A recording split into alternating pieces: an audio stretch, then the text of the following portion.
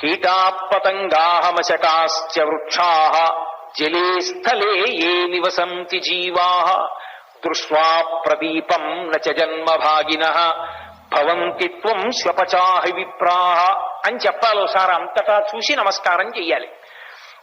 ఈ దీపము పరబ్రహ్మం.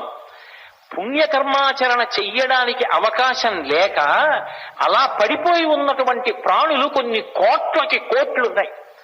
అవి ఎక్కడున్నాయి అంటే కీటాపతంగాహమశకాశ్చ వృక్షాః, చిన్న చిన్న పురుగులు, రెక్కలు కలిగినటువంటి పురుగులు, దోమలు, ఈగలు, ఎన్నో ఇన్ని జన్మ పరంపరలో తిరుగుతున్నటువంటి ఈ ప్రాణులకు స్వరపేటిక లేదు. అవి భగవన్నామం చెప్పలేవు. తనని తాను ఉద్ధరించుకోలేదు, వేరొకరిని ఉద్ధరించలేదు. కానీ నేను మనుష్యుడిగా పుట్టాను. నేను ఇతర ప్రాణుల్ని ఉద్ధరించడానికి కావలసినటువంటి